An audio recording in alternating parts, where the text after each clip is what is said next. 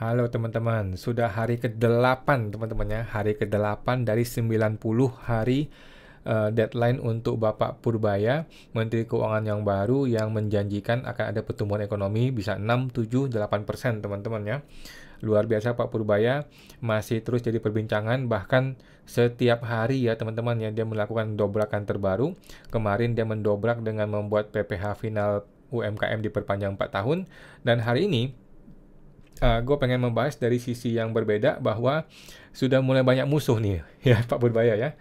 Dia sudah mulai punya banyak musuh, banyak orang yang menentang dia, bahkan para ekonom ya, para ekonom-ekonom yang senior juga banyak yang menentang dia, tapi dia tidak gentar ya. Luar biasanya Pak Purbaya ya. Rasa percaya diri dia luar biasa tinggi, dia tidak gentar, dia lawan semua, dia bilang semuanya salah. Tidak ada orang Tidak ada orang yang dia bilang benar, kau minta maaf tuh tidak ada. Yang ada adalah semuanya salah. Rocky Gerung dan kawan-kawan semuanya salah. Dan menurutku ini hal yang bagus teman-teman ya. Ini hal yang bagus di mana beginilah seharusnya negara demokrasi. Negara demokrasi ya saling berpendapat, saling olok juga nggak apa-apa ya, saling menyalahkan juga nggak apa-apa, debat itu sehat, debat itu bagus ya, saling menyanggah walaupun bodoh-bodohnya juga nggak apa-apa gitu. Yang penting tidak mengambil langkah hukum dan tidak melakukan tindakan fisik, itu tidak boleh ya, dan tidak dikit-dikit mempidanain orang, itu tidak boleh ya. Tetapi Pak Purbaya ini orangnya betul-betul slow, betul-betul santai, easy going, dan orangnya tidak ambil pusing gitu lah ya. Tidak sensitif gitu ya, seperti gitu ya. Oke, hari ini lagi rame dia ngomongin mengenai yang main golf tuh loh. Oke, kita lihat. Ini apakah ini ya? Coba kita lihat. Ya, pada dasarnya saya suruh mereka berpikir sendiri. Mereka kan orang-orang pintar. Cuman selama ini malas karena bisa naruh di tempat yang aman, yang nggak ngapain. Dia bilang di root bank BUMN pinter tapi malas.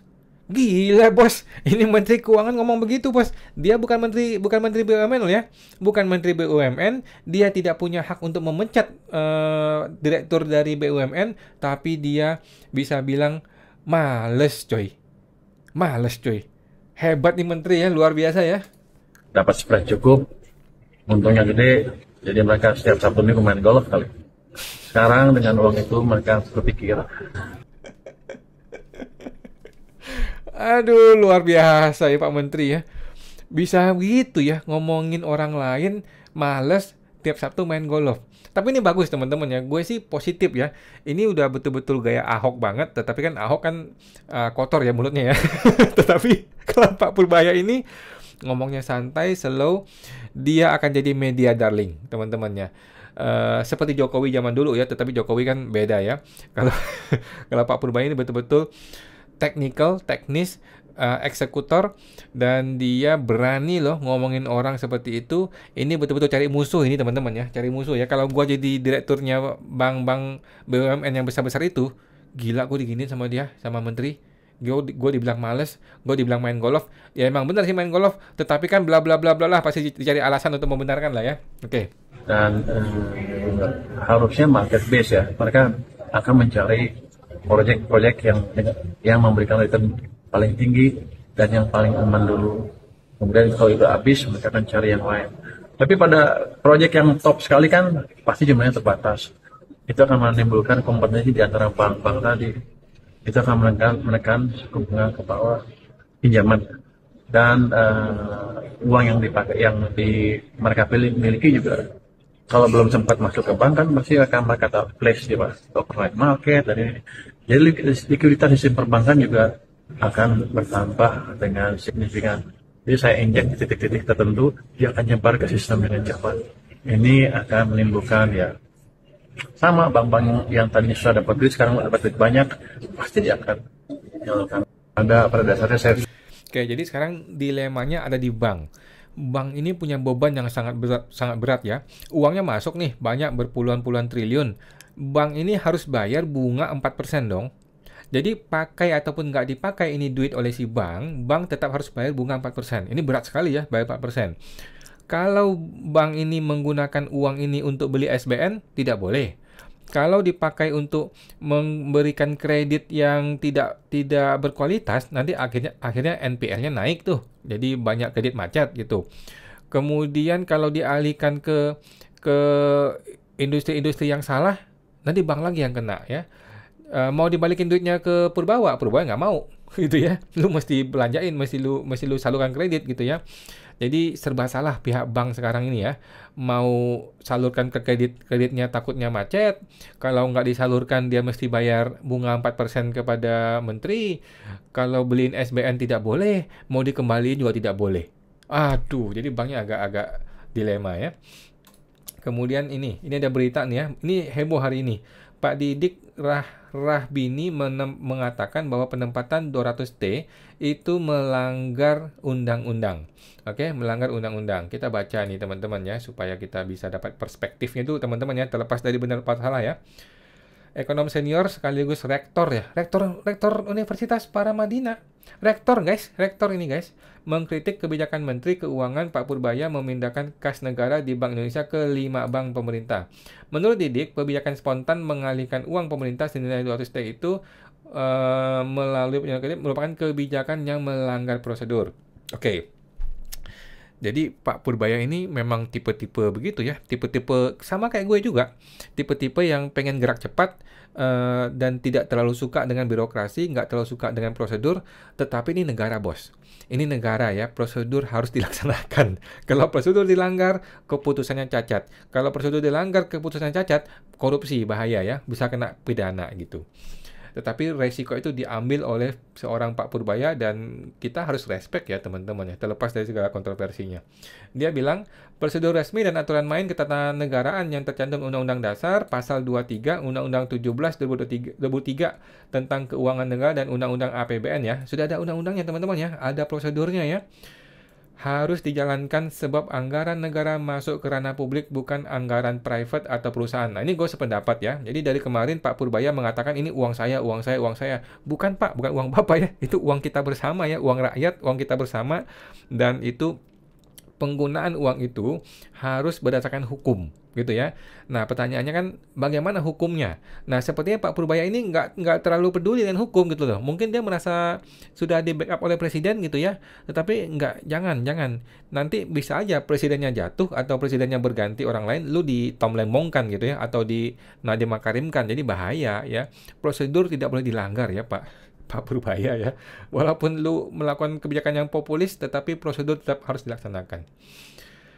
Pengalihan 200T ke perbankan melanggar prosedur yang diatur Undang-Undang Keuangan Negara dan Undang-Undang APBN ya. Oke. Jadi menyatakan proses kebijakan yang benar harus dijalankan berdasarkan aturan main. Oke. Sebab jika tidak di masa mendatang akan menjadi presiden anggaran publik dipakai seenaknya. Alokasi anggaran negara tidak bisa dijalankan atas perintah menteri atau perintah presiden sekalipun. Oh begitu? Oke, alokasinya. Pejabat-pejabat tersebut harus taat aturan menjalankan kebijakan sesuai rencana kerja pemerintah ya RKP yang datang dari kementerian lembaga dan pemerintah daerah. Oke. Dia menyebutkan pelaksanaan anggaran dan pengelolaan kas dijalankan oleh Kementerian Keuangan, baik penerimaan belanja maupun hutang. Oke. Menurut Didik, semua pengelolaan tersebut harus berdasarkan dan diatur oleh undang-undang dan karenanya pejabat manapun tidak boleh melanggar. Iya, gue setuju. Masalahnya apa, Pak? Masalahnya apa sih? Dia bilang pengeluaran 200T berpotensi melanggar Undang-Undang 1 2004 tentang Perbendaharaan Negara, Pasal 22 ayat 4, 8, dan 9. Pasal 22 ayat 4 menyebut bahwa untuk kepentingan nasional penerimaan negara dan APBN, Bendahara Umum Negara dapat membuka rekening penerimaan pajak dan PNBP dan rekening pengelolaan operasional di bank umum. Oke, terus ayat 8 menyebut rekening pengeluaran diisi dana dari RKUN atau rekening umum kas negara di bank sentral. Sementara ayat 9 berbunyi, jumlah dana yang disediakan di rekening umum kas negara pengeluaran disesuaikan dengan kebutuhan pemerintah yang sudah ditetapkan APBN. Oke, terus masalahnya apa? Pengeluaran anggaran negara untuk program-program yang tidak ditetapkan oleh APBN jelas melanggar ayat 9. Ayat ini jelas membatasi jumlah dan tujuan penempatan sebatas pada operasional pengeluaran sesuai dengan rencana pemerintah yang sudah ditetapkan dalam APBN, bukan untuk program-program yang seingat di kepala lalu dijalankan. Oke. Udah gitu doang. Jadi gini, yang gue tangkap adalah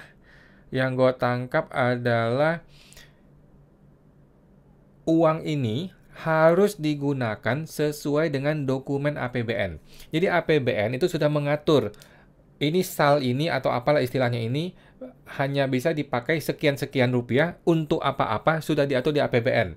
Pak Purbaya tidak mengikuti APBN ini. Itu pendapatnya pendidik gitu ya. Dan gua sebagai warga biasa ataupun orang yang ngerti-ngerti hukum dikit sepakat ya teman-teman ya, sepakat. Pak Purbaya juga tidak boleh gerasa gerusu ya. Tidak boleh gue pengennya 200T pindah ke bank A atau bank B, bank C. Besok laksanakan. Nggak bisa. Harus bicara dahulu dengan Biro Hukum. Ini sesuai hukum atau melanggar hukum? Kalau lu melanggar hukum bahaya, Bos. Kalaupun memang ini kan sebuah kebijakan yang memihak rakyat. Ya seolah-olah memihak rakyat ya, dan kita semua juga senang, banyak orang juga berpikir ini oke gitu. Tetapi bagaimanapun yang namanya hukum positif harus dihormati dan dilaksanakan. Tidak boleh dia melanggar hukum, walaupun itu terlihat benar, walaupun itu demi rakyat, tidak boleh. Menurut gue tidak boleh ya. Hukum harus dihormati, hukum harus dilaksanakan. Oke? Nah, jadi APBN kan udah nggak bisa diubah dong. Kan APBN 2026 sudah dibikin di 2025, nggak bisa diubah. APBN 2025 ya. Ini kan APBN 2025 sudah dibikin tahun 2024, nggak bisa diubah. Bisa sih, kalaupun lo mau ngubah, ya lo diubah dulu postur APBN-nya, baru dia melaksanakan perubahan tersebut ya. Tetapi Pak Purbaya dilanggar semua, dia langsung hantam aja. Ini yang menurut si orang ini ya, Pak Didik ini. Oke. Ini adalah konferensi pers dari si Pak Purbaya ya, setelah rapat dengan istana. Kita dengarkan ya, dia akan mengomentari mengenai Pak Didik tadi. Mereka pakai imajinasi mereka untuk itu untuk mendapatkan itu untuk mereka yang paling baik. Tapi kalau dari Menkyu sendiri arahannya apakah? Maksudnya lebih prefernya ke proyek-proyek yang komersil swasta, apakah proyek prioritas pemerintah gitu? Yang kita bilang ada nggak jangan dipakai beli bond dan jangan dipakai beli SRB itu. Hanya itu aja. Yang lain market base suka mereka. Tapi Menkyu Oke, jadi dia memberikan keleluasaan kepada bank untuk disebarkan kredit kemana-mana saja, tetapi harus berhati-hati juga dan tidak boleh ke SBN. Sudah berkali-kali diungkapkan ini ya. kebijakan Bapak dikritik Pak Didik, itu gimana Pak? Pak Didik salah undang-undangnya. Salah Pak ya? Langsung. Jadi gua suka nih gayanya si Pak Purbaya ya. Pak Didik salah katanya undang-undangnya gitu ya. Langsung aja ditembak ya, nggak peduli dia. Pokoknya semua orang salah katanya. Oke, lanjut. Saya tadi ditelepon Pak Lambok, ahli undang-undang kan. Dia bilang sama saya, Pak Didik salah. Dan hal ini pernah dilakukan sebelumnya. Ini bukan perubahan anggaran, ini hanya uang kita dipindahkan saja. Jadi menurut si Pak Purbaya, tidak ada yang berubah dari postur undang-undang, tidak ada yang berubah dari postur alokasi APBN. Menurut dia ini hanya perubahan tempat, dari tempat A ke tempat B. Bukan perubahan alokasi, tidak ada perubahan alokasi, katanya dia ya. Iya, oke. Teman-teman gimana menurut Anda? Silakan berkomentar. Nggak ada yang saya udah konsultasi juga dengan Pak Lambok dan ahli-ahli hukum di Kemenkyu. Dulu pernah dijalankan tahun 2008 bulan September 2021 bulan Mei. Nggak ada masalah secara hukum. Jadi Pak Didi harus belajar lagi kelihatannya. Kalau yang 200 Kebiasaan banget ya si Pak Purbaya ya. Pokoknya semua orang disalah-salahin, kemudian disuruh belajar hukum lagi gitu. Aduh, gua suka nih gaya cara seperti ini ya. Jadi menurut Pak Purbaya, kejadian ini yang memindahkan uang 200T dari BI ke bank umum sudah pernah dilakukan. Oke, nanti kita tunggu ya reaksi dari para ekonom-ekonom apakah betul dulu dilaksanakan seperti itu dan bagaimana kejadian yang dulu ya. Itu perlu kita tunggu ya dari reaksi dari para ekonom. Oke. triliun itu, tapi ini yang silpa Pak? Silpa apa sal gitu Pak yang berasal yang 200T itu? Nggak ada urusan, pokoknya uang saya di bank saya geser, dari BI geser. Jadi Anda punya. Ini bukan dipinjemin, saya taruh aja, saya pindahin uangnya. Seperti Anda punya uang di bank A dan bank B, Anda pindahin uangnya dari bank B ke bank A. Uang Anda tetap kan, bentuknya sama ya, tabungan apa-apa. Jadi nggak masalah, cuma pindah aja. Cuman karakteristiknya beda. Kalau bank sentral nggak bisa diakses oleh perekonomian dan perbankan. Kalau di bank biasa bisa diakses dan bisa menjebak dan bisa memberi stimulus ke perekonomian. Itu utamanya. Jadi banyak yang salah mengerti. Seolah-olah saya memakai SAL untuk pembangunan atau uangnya saya ambil untuk pembangunan tertentu. Tidak. Saya hanya memaksa perbankan berpikir secara profesional. Jadi saya memaksa market mekanisme berjalan dengan memberi uang tambahan ke mereka. Jangan. Oke, teman-teman, kita berusaha mencerna ya pemikirannya si Pak Purbaya ya.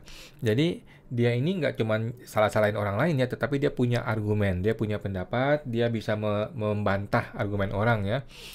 Cuman tadi ditanya itu apakah uang SAL atau uang apa tadi itu? Dia langsung bantah, dia bilang nggak peduli dia, nggak peduli ini SAL kah atau silva kah atau apa. Menurut gue ini jawabannya tidak tepat ya. Lu mesti tegaskan, ini barang apa ini? Ini binatang apa ini? Apakah SAL atau silva atau barang apa ini? Tadi dia bilang nggak jelas ya. Tadi dia bilang nggak peduli ya. Jadi dia seolah-olah menyalahkan ekonom-ekonom itu, mengatakan bahwa ini bukan SAL atau ini SAL tetapi penggunaannya tidak seperti yang disalahin oleh ekonom yang lain. Jadi ekonom kan mengatakan SAL ini tidak boleh sembarangan digunakan, harus ikuti APBN bla bla bla. Si Pak Purbaya bilang, gue nggak ngapa-ngapain, gue cuma memindahkan dari tempat A ke tempat B. Gue nggak ngapa-ngapain, kata si Pak Purbaya, hanya memindahkan tempat doang. Jadi gue tidak menggunakan SAL atau silva ini buat apa enggak. Gue hanya memindahkan tempat kepada bank umum supaya bisa diakses oleh masyarakat publik. Oke? Jadi dia bisa berargumen, teman-teman ya, bukan cuma asal-asal menyalahin orang ya, dia punya argumen. Nah, mengenai argumennya ini benar atau nggak benar, gue juga nggak bisa jawab, teman-teman ya, karena gue juga bukan ahli ekonomi atau ahli hukum. Ya intinya, menurut dia tidak salah, menurut dia ini bukanlah pelanggaran hukum, menurut dia ini bukanlah penggunaan anggaran yang salah, bukan itu. Maksudnya ini hanyalah memindahkan tempat. Oke? Oke lah, teman-teman silakan berkomentar teman-teman ya. Bagaimana reaksi teman-teman sebagai pengamat hukum abal-abal ya? Santai-santai aja, jadi naruh uang di bank sentral, di obligasi, nggak ngapa-ngapain, enak banget. Jadi sekarang mereka mesti berpikir sesuai dengan fungsi mereka, yang fungsi untuk apa perbankan dibuat. Imbarannya siapa Pak yang pusing Pak? Katanya apa ya? Saya pikir semuanya pusing. Pak, kalau untuk stimulus anggarannya dari mana aja, berapa sih Pak? Untuk stimulus yang terakhir kemarin diluncurkan, anggarannya berapa dan berapa yang udah di... Saya pikir yang paling besar kan yang 7 triliunan kan, yang untuk apa tuh? Saya lupa, 7 triliun untuk beras yang 2 kilo. Itu akan kita kasih 20 kilo ya, 2 kali 10, 2 bulan kali 10 kilo. Itu kan kasih 2 bulan pertama. Nanti kalau masih kurang, kita kasih lagi. Pak, quotes of the day dong Pak untuk anak muda yang keuangan. Nah, apa quotes of the day? Ini hebat loh ya. Sampai ada wartawan bertanya quotes of the day untuk anak muda yang paham keuangan gitu ya. Luar biasa ya. Bahkan seorang wartawan sampai ngefans sama Pak Purbaya ini ya. Dia ini jadi star of the year kali ini, tahun ini ya teman-teman ya. Jadi kepopuleran dia ini sudah seperti Jokowi zaman dahulu, udah seperti si Ahok gitu ya, kepopuleran dia ya. Dan ini akan terus berkembang lagi ya, karena kan dia pegang uang nih. Dia pegang uang, apapun yang dia lakukan dengan uang ini akan jadi berita nasional teman-teman ya.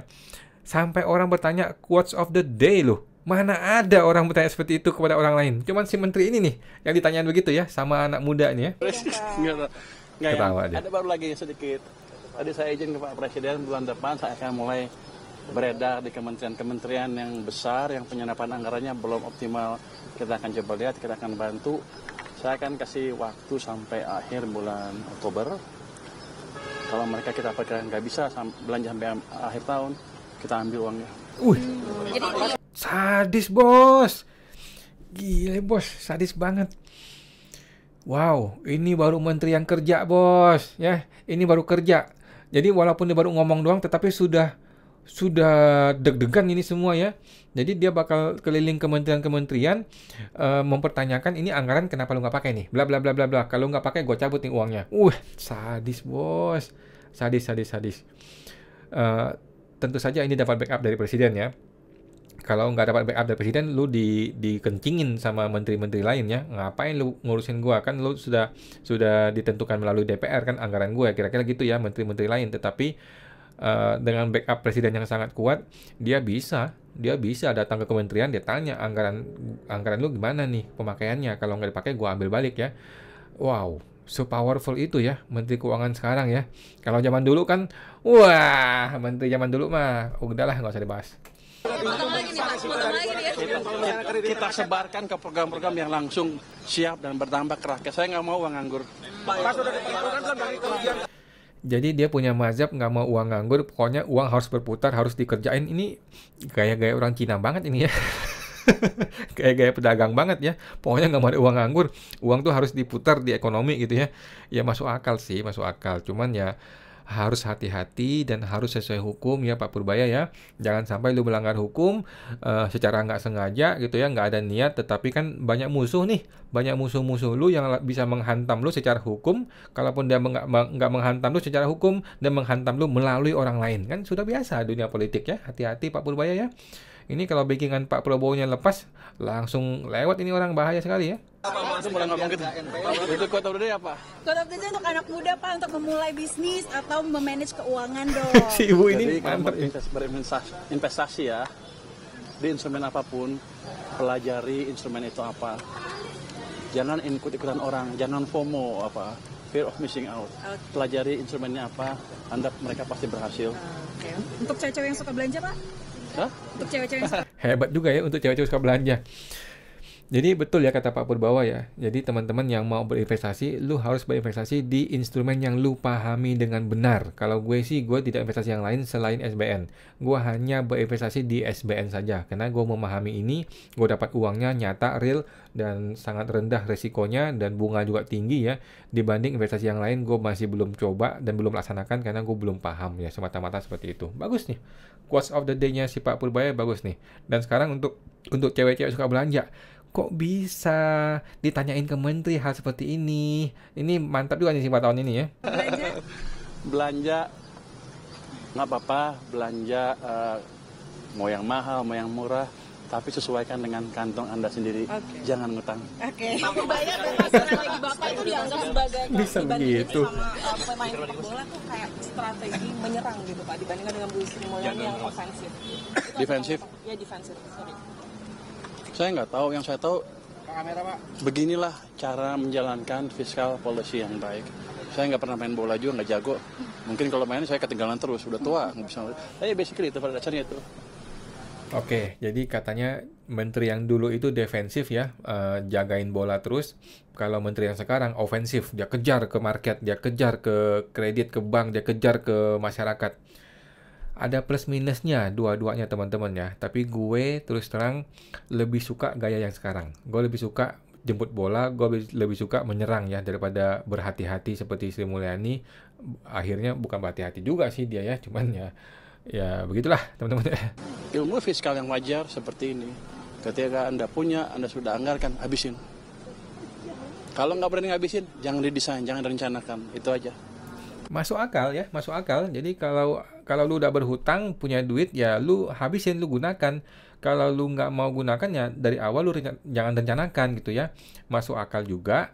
Tetapi gimana kalau orang sudah berhutang dan masih ada sisa anggaran lebih? Seperti yang para ekonom bilang ya. Apakah duit itu boleh dipakai dengan cara seperti ini? Ini juga masih jadi pembicaraan hukum ya.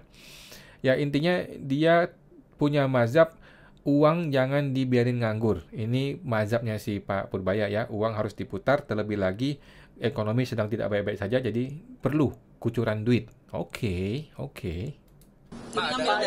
Itu yang memastikan biar nggak NPL gimana Pak? Gimana untuk memacu kredit biar nggak non-performing loan gimana? Nah ini, jadi pihak wartawan juga sudah aware ya, banyak orang aware. Bagaimana kalau lu salurkan itu duit ke bank jadi tergencet, jadi memaksakan uang ini disebar ke market, ke masyarakat, sedangkan masyarakatnya nanti kalau gagal bayar gimana? Kalau kredit macet gimana? NPL-nya bank naik, performanya turun kan? Bagaimana nih? Ini kan pertanyaan banyak orang nih, yang Pak Purbawa ini masih belum jelas nih solusinya nih. Perbankan cukup pintar harusnya. Nah, dia langsung bilang, perbankan cukup pintar. Enggak begitu, Pak. perbankan sih pinter, tapi mafia-mafia orang brengsek di luar sana jauh lebih pinter, Pak. Ya, ngambil kredit, duitnya udah masuk, orangnya kabur. Itu sudah banyak terjadi, Pak. Jadi, Pak Purbaya juga mesti hati-hati sih kalau gue bilang. Walaupun dia ceplos-ceplos, tapi ini ngomongin uang soalnya. Kalau ngomongin uang, perlu berhati-hati menurut gue. Kalau mereka kasih pinjaman gak hati-hati jadi NPL, ya harusnya mereka dipecat. Tapi Pak, masalahnya kan sekarang Harusnya dipecat. Jadi dia ini kasih uang ke bank, dia serahkan bank yang ngurus, tetapi kalau bank ngurusnya nggak beres, dipecat kok direkturnya. Waduh, cilaka bos. Kalau gue jadi direktur banknya BUMN, gue juga mikir ya. Lu kasih gue uang seabrek-abrek 50 triliun, gue nggak sanggup salurkan. Kalau gue salurkan ke tempat yang salah, gue juga yang dipecat. Kalau gue tidak salurkan, gue mesti bayar bunga. Jadi serba salah nih pihak bank nih ya. Pihak bank serba salah, bingung nih sekarang ya. Duitnya banyak, tetapi marketnya nggak ada, demand-nya nggak berkualitas gitu loh, sehingga kreditnya nggak bisa dicairkan. Kalau nggak cairkan kredit, dia mesti bayar bunga kepada menteri. Waduh, pihak banknya bingung nih. Ini kan sama aja pemerasan, bos. Sama aja lu memeras bank ini namanya. Waduh, pihak banknya bingung nih. katanya demand-nya yang lagi rendah gitu. Demand kredit nih Pak. Kalau menurut Bapak gimana? Siapa bilang? Tahun 2000. Jadi orang langsung bertanya kan, demand kreditnya lagi susah. Bukan bank yang lagi kurang duit, bank punya duit, tetapi demand kreditnya yang lagi susah. Dia langsung jawab loh, siapa bilang katanya. Gua suka gaya begini ya. Aduh, langsung skakmat loh. Siapa bilang katanya. Lu semuanya yang bodoh katanya. Gua lebih pinter nih, tapi dia berusaha menjelaskan, oke? Dia menjelaskan. Anda ada ekonomi yang bilang begitu kan? Dia mesti belajar lagi ekonomi. Jadi begini. Tahun 2020. Pokoknya semua orang salah. Semua orang disuruh belajar lagi. Hebat Pak Purbaya ini ya.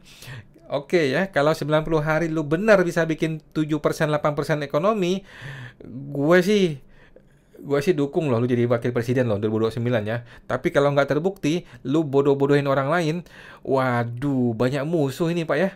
Banyak musuh lu giniin ya. Semua orang disuruh belajar ekonomi lagi. Cuman diri dia sendiri yang nggak perlu belajar ekonomi lagi. Hebat ini Pak Menteri. 21, semua sama kan? Waktu itu kredit tumbuhnya rendah sekali. Semua orang bilang, kita kredit nggak bisa tumbuh sebelum ekonominya membaik. Saya balik, saya injek uang ke sistem dengan cara tentu ya. Saya kan bukan menteri, bukan gubernur bank sentral, tapi kita injek uang ke sistem pada waktu bulan Mei 2021 cukup signifikan. M0 tumbuh double digit dalam hampir waktu yang hampir bersamaan, kredit juga tumbuh. Teorinya begini, kalau Anda tiba-tiba ini berhubungan dengan opportunity cost of money. Kalau opportunity cost of money turun, bunga turun, uang ada dan uangnya ada misalnya, kan orang yang punya uang jadi nggak sayang belanja lagi. Kenapa? Loh, bunganya lebih kecil dari sebelumnya, gue habisin aja duit saya, kayak gitu. Sementara orang yang perusahaan yang mau ekspansi nggak takut lagi pinjam uang. Kenapa? Bunganya lebih dari sebelumnya. Ini kesempatan untuk berekspansi. Teorinya seperti di belakang layar, tapi empirisnya sudah kita perlihatkan di tahun 2021. Pada waktu itu kalau Anda rapat ke SSK, mereka akan bilang ekonomi nggak bisa, kredit nggak bisa bagus karena ekonominya belum tumbuh. Saya bilang enak amat kerjanya kalau gitu. Regulator ngapain? Jadi kita balik waktu itu dan berhasil. Itu bukti yang nyata. Oke, dan berhasil katanya ya. Gue tidak tahu kejadiannya. Kita akan tunggu. Mungkin hari besoknya akan ada para ekonom yang mulai membicarakan mengenai kejadian pada saat itu. Apakah betul seperti yang dia ucapkan si Pak Purbaya ya? Jadi Pak Purbaya ini orang yang punya ingatan yang sangat bagus. Dia adalah seorang storyteller yang bagus. Dia mereminder kita semua bahwa yang gue lakukan sekarang ini sudah pernah dilakukan loh di masa lalu dan berhasil. Ya, intinya seperti itu. Jadi menurut gue sih kita butuh ya orang-orang seperti ini ya. Seorang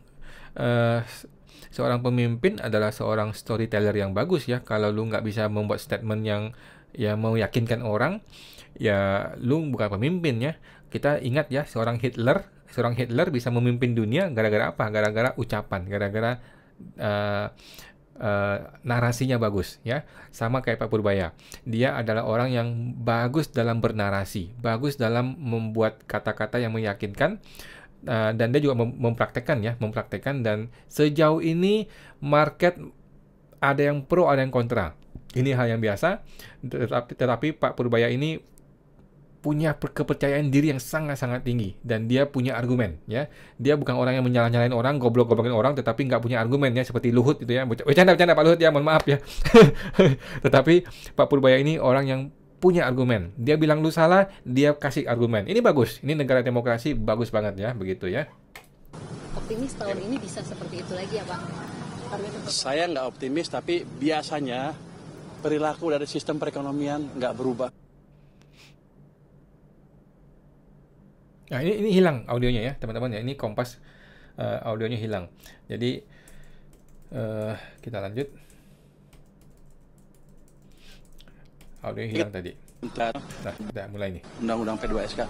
Tapi kalau emang ada nanti masukan, kita lihat perlu dirubah apa enggak. Saya akan pelajari masukan yang masuk, yang sampai ke saya.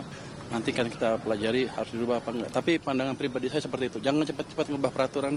Di draft RUU-nya tuh ada yang Bank Indonesia harus ikut ke lapangan kerja segala macam itu Pak. Itu emang perlu kalau menurut Bapak? Saya nggak tahu.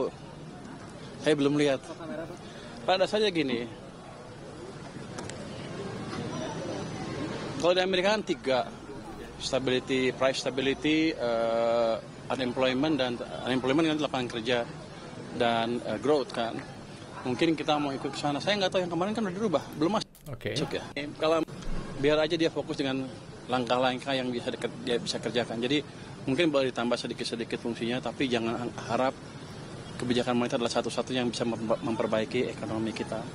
Jadi harus ada koordinasi atau concert effort antara fiskal dan moneter. Oke. Gubernur BI ikut rapat juga ya Pak? Iya, yang pertama ya. Masyarakat yang tadi apa Pak? Enggak. Itu kan independen. BI kan independen. Anda jangan anggap pemerintah intervensi. BI itu independen, full independen. Pak, ini kan H-1 BI rate Pak. Ya? Ini H-1 BI rate. Oh, besok rapat. Enggak ada ngomong, enggak ada penjara itu. Pak, di revisi UU PPSK ada terkait ini Pak. Teman-teman ya. Pernah nggak lo ingat Menteri Keuangan Sri Mulyani melakukan doorstop seperti ini? Seingat gue tidak pernah ya. Sri Mulyani adalah orang yang high profile. Tetapi seingat gue ya.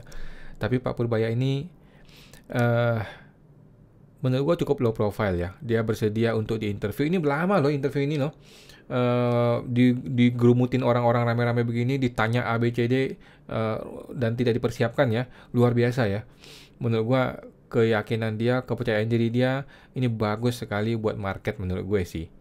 Nah, terlepas dari nanti ya hasil gimana ya, kita nantikan ya hari ke-90 ya. Kalau nggak bisa gue tendang juga lo ya. Tetapi kita berharap dia berhasil teman-teman ya, karena kan kita pengen dia berhasil, kita pengen Indonesia lebih baik.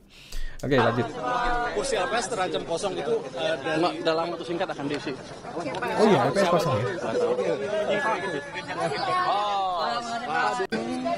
Pasti sebetulnya cost per KWH dari decision yang dibuat, dan kalau ada subsidi baru, tapi prospeknya kelihatannya bagus. Menteri Keuangan untuk rencana kerja lebih ke DPR Pak jadinya. Sebelumnya kan Bapak kalau nggak salah ketua LPS, nah itu kan lapor ke ngomongin LPS. Undangannya belum ada ya Pak? Siap. Nanti kenapa itu? Oke, Erlangga kita lupakan aja teman-teman ya, nggak usah bahas Erlangga. Lanjut. Nah ini dia.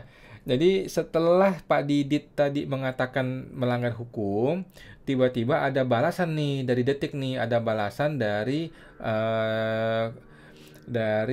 tenaga ahli utama Kantor Komunikasi Kepresidenan. Langsung ditohok ya, sesat pikir Didik Rahbini INDF tentang penempatan 200T di Himbara. Waduh, langsung dibalas sama kementerian sama tenaga ahli kepresidenan ya. Ini bagus teman-teman ya. Beginilah negara demokrasi. Jangan dikit-dikit penjarain orang ya. Jangan dikit-dikit mau masukin orang ke penjara, mau pidanain orang. Jangan. Biasakanlah berdebat. Biasakanlah memberikan argumen. Ini bagus ya, bagus ya. Jadi walaupun narasinya sangat-sangat kasar ya, sesat pikir Didik gitu, tetapi nggak apa-apa, nggak apa-apa. Beginilah negara demokrasi. Dan gue senang cara-cara seperti ini ya. Kita berdebat, membicarakan ide teman-teman ya. Beredar pernyataan dari ekonomi NDEF ya, Pak Didik, bla bla bla, teman-teman sudah tahu ya. Tuduhan ini perlu diluruskan agar publik tidak salah memahami mekanisme pengelolaan kas negara. Luar biasa ya, dia tohok langsung Pak Didiknya. Pak Didik berargumen bahwa ini melanggar Undang-Undang APBN. Penempatan dana bukanlah belanja pemerintah pusat, katanya. Oke, belanja adalah pengeluaran yang mengurangi kas negara secara permanen, seperti gaji pegawai, belanja modal, subsidi, dan wajib melalui persetujuan DPR ya. Ini menurut persepsinya tenaga ahli presiden ya. Jadi maksudnya, ini uang, sama seperti Pak Purbaya tadi ya. Pak Purbaya bilang ini uang hanya gue pindahkan dari rekening A ke rekening B, dari Bank Indonesia ke bank-bank BUMN, tapi tidak gue belanjain. Gitu loh. Kalau gue belanja ini kan gue bayar gaji pegawai, itu namanya belanja. Hilang uangnya buat si pegawai. Tetapi kan ini tidak. Ini kan bentuknya deposito on call ya, katanya si Pak Purbaya. Atau istilahnya ya semacam tabungan, semacam deposito, semacam hutang piutang, itu juga bisa lah, apapun istilahnya lah ya. Tetapi uangnya tidak hilang. Jadi ini bukan belanja, katanya si Pak Purbaya, dan dibenarkan oleh si tenaga ahli presiden ya. Ya masuk akal juga. Penempatan dana hanyalah memindahkan lokasi penyimpanan kas pemerintah dari BI ke bank umum. Jadi memindahkan tempat saja, katanya ya. Dana tersebut tetap tercatat sebagai kas negara di rekening kas umum negara ya. Bisa ditarik kembali kapan saja karena dia on call dan tidak menambah program baru.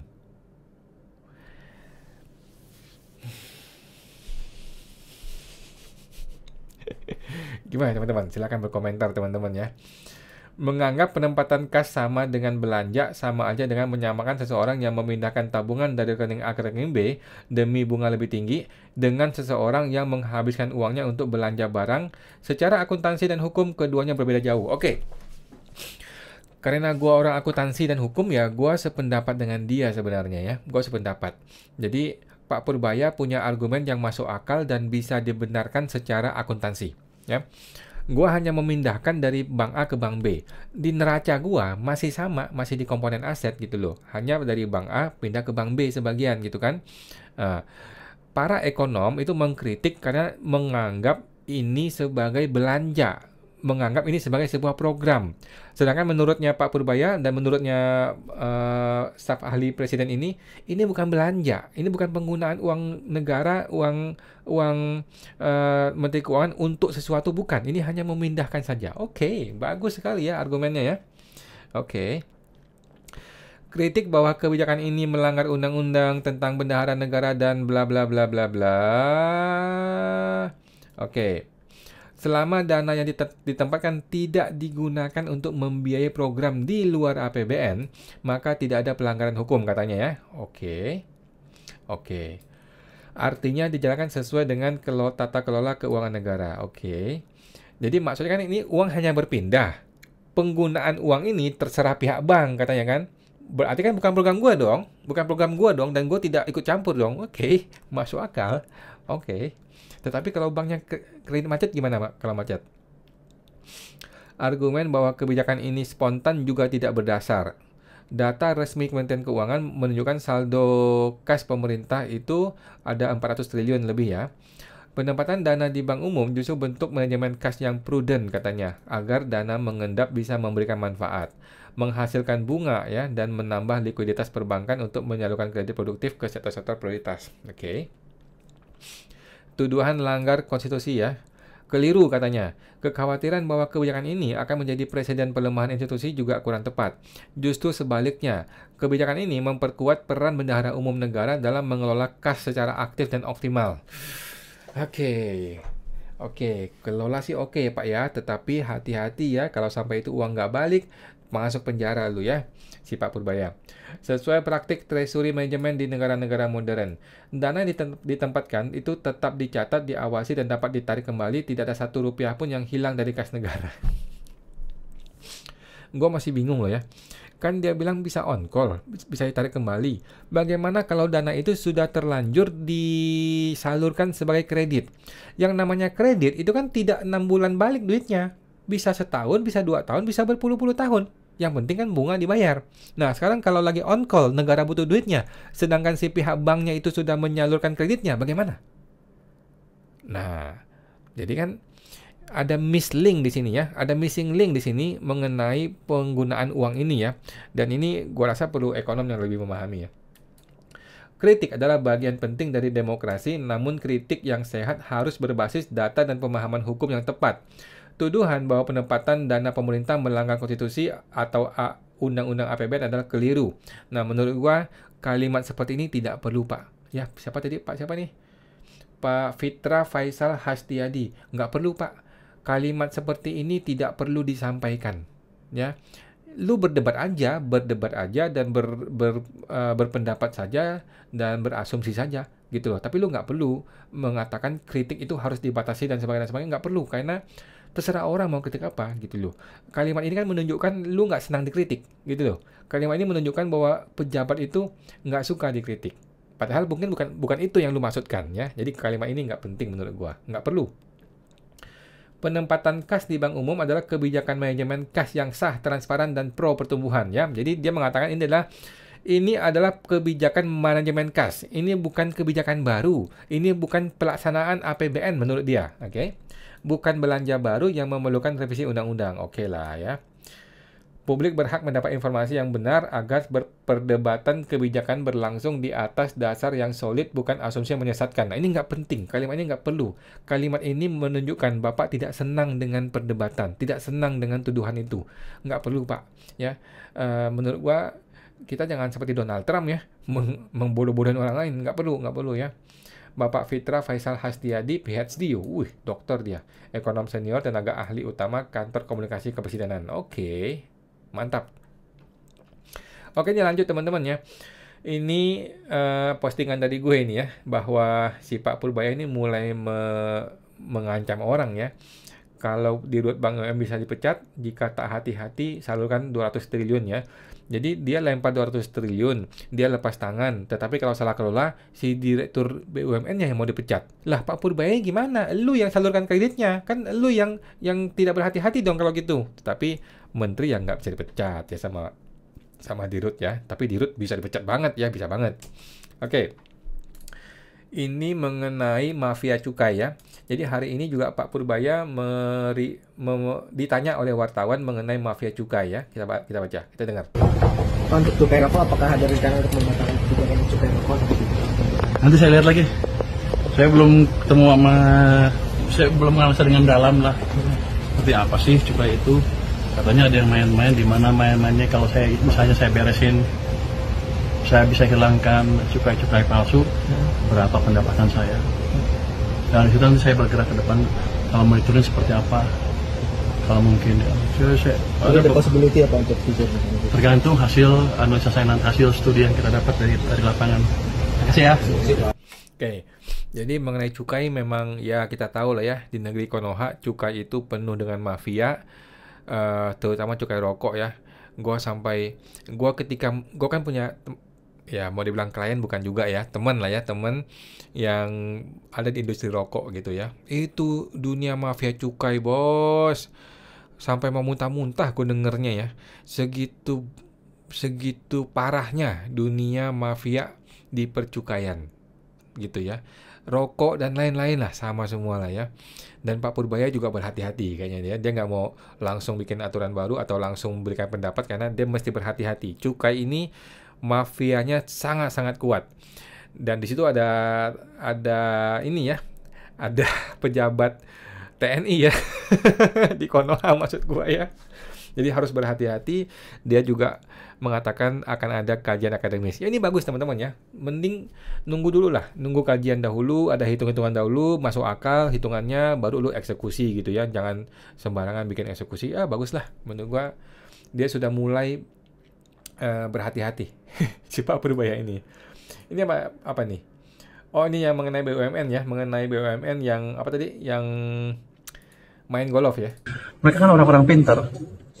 Cuman selama ini malas karena bisa naruh tempat yang aman, yang nggak ngapain, dapat spread cukup, untungnya gede, jadi mereka setiap Sabtu minggu main golf kali.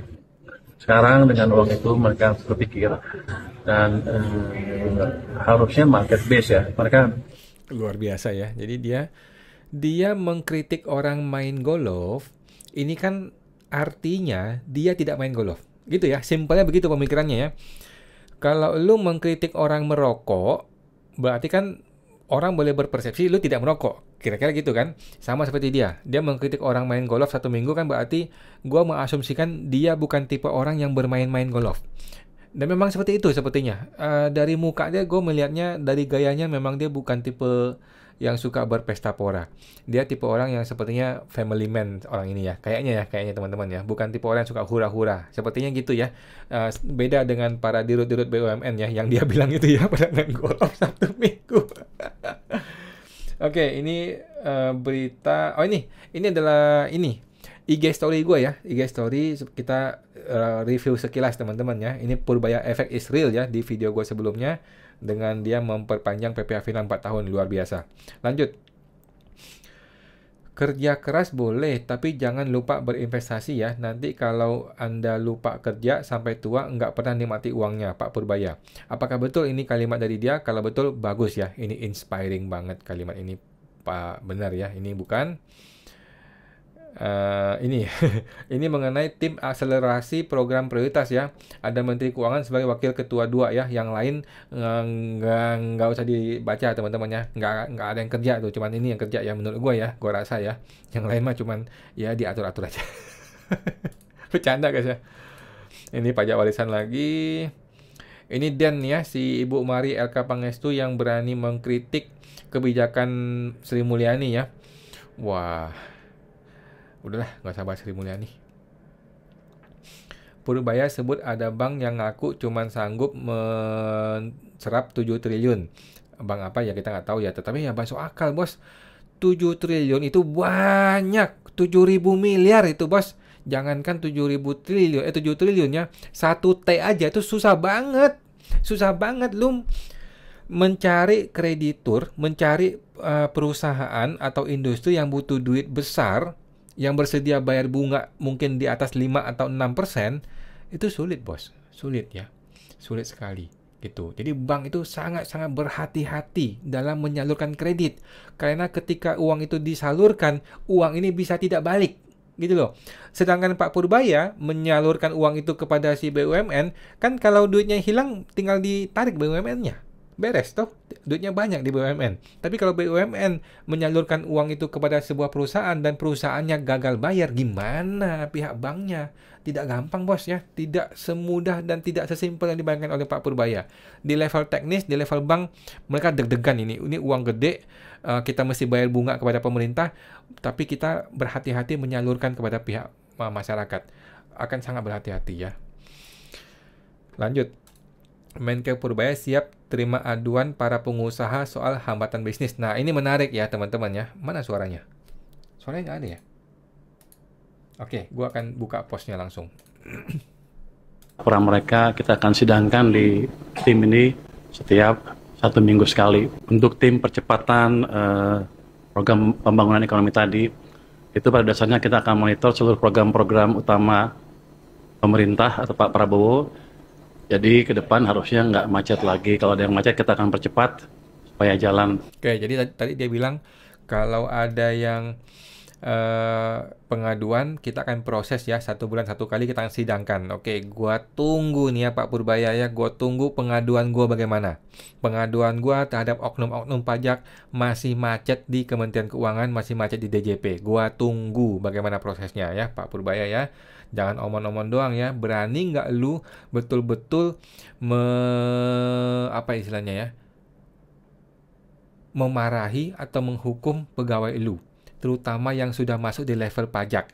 Kalau ngomongin pajak, kalau petugas pajak sampai ngambek nggak mau cari penerimaan negara, bisa ambruk satu negara Pak. Berani nggak Anda menghantam itu oknum-oknum di DJP? Berani nggak Pak? Nah, lanjut.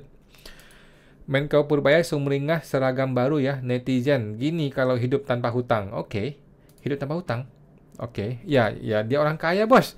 Bukan orang kaya ya, LHKPN-nya sih agak rusak ya menurut gue ya. Tetapi ya puluhan miliar lah duitnya, banyak banget lah ini orang lah. Oke. Bank timbun dana di obligasi negara. Kepemilikan di SBN bertambah 300 triliun. Buset ya.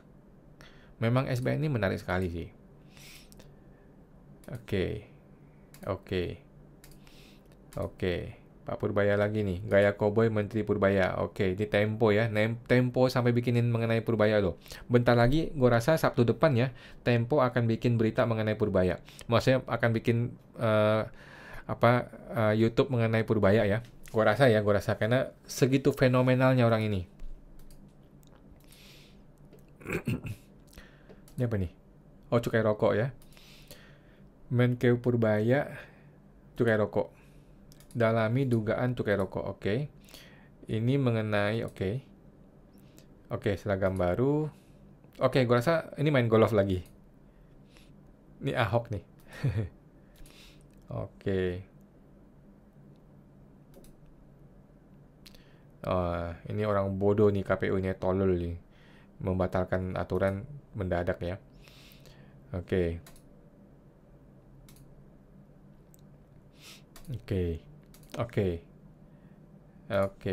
Supaya nggak main golf. Oke.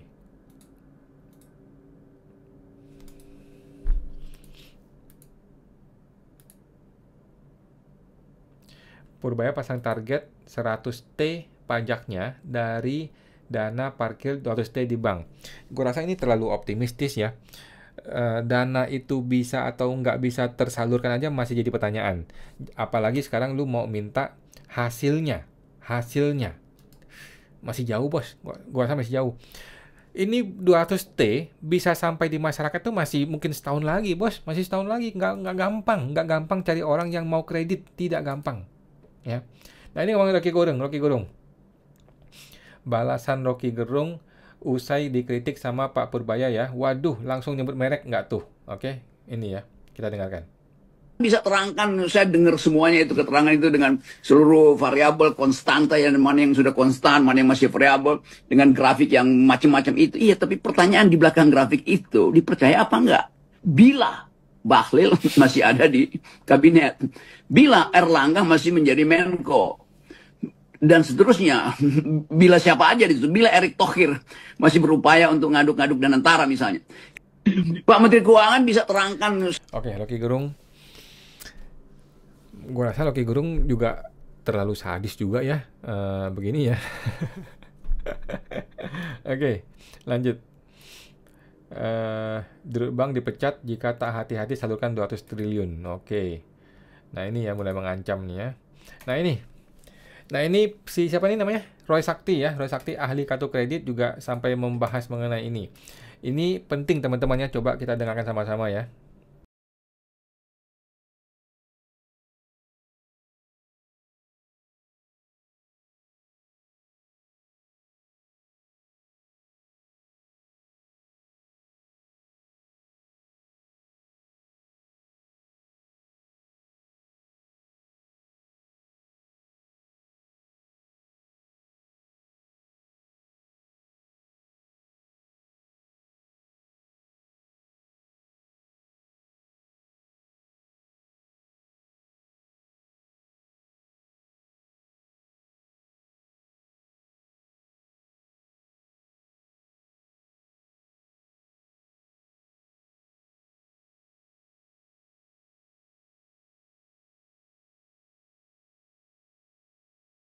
Tahu, nggak mau tahu, atau dari awal sudah tahu, dan ini memang dari awal sudah menjadi skenario untuk merubah sebuah tindakan pidana menjadi perdata lewat penyaluran kredit ke koperasi yang jeng merah putih, one for all, merdeka.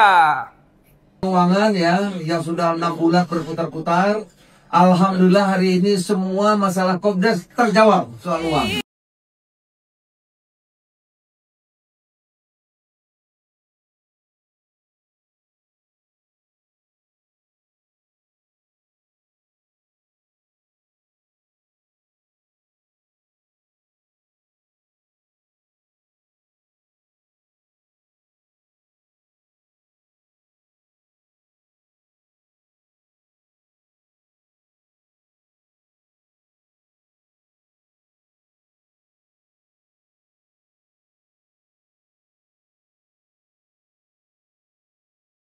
Oke, jadi ini sangat berhati-hati ya. Jangan sampai Purbawa salah menempatkan uang, karena uang ini ternyata diduga akan dipakai untuk menyalurkan kredit kepada Koperasi Merah Putih. Koperasi Merah Putih, kalau sampai nanti uang itu macet, itu adalah menurut Roy Sakti ini ya, itu adalah tindakan korupsi pidana yang diubah menjadi perdata. Kalau perdata nggak bisa dipenjara. Oke, gue sih nggak percaya sama Merah Putih ya, sama koperasi ya, mohon maaf ya, Koperasi Merah Putih gue tidak percaya gitu ya. Jadi hati-hati nih bank-bank BUMN ini kalau sampai dipaksa untuk menyetor kepada si Koperasi Merah Putih, kalau nanti dia macet bagaimana kreditnya? Kalau macet, waduh, ngeri juga ya. Lanjut. Ini nih, semua dilabrak ya. Purbaya kritik Rocky Gerung, belajar ekonomi lagi Pak. Gue senang bisa ngeledek dia, katanya. Oke, ini yang tadi ya. Oke, gue sih masih sama seperti biasa teman-teman ya. Masih dengan hari-hari sebelumnya. Sekarang sudah hari ke-8 dari 90 hari. Kita tetap berusaha untuk mendukung Pak Purbaya. Walaupun tetap warning ya, semua orang termasuk gue warning, memperingatkan Pak Purbaya berhati-hati, karena ini ngomongin uang gede, dan karena akan ada musuh-musuh, dan dia sudah mulai menciptakan musuh-musuh ya, musuh bea cukai dia musuhin, kemudian direkturnya BUMN dia ngomongin males, akan ada orang-orang yang siap untuk menerjang dia atau menghantam dia ketika kondisinya tepat ya, ketika dia salah ngomong atau salah bertindak. Ya hati-hati ya Pak Purbaya ya. Jadi kita sih senang ya, gue sih senang ada menteri seperti ini, terlepas dari segala kontroversi dia, dan kita akan masih meneruskan teman-teman ya. Baru 8 hari sudah banyak yang dia gebrak, dan kita akan tunggu bagaimana gebrakan-gebrakan berikutnya di hari-hari berikutnya. Sampai jumpa teman-teman, semoga terbantu.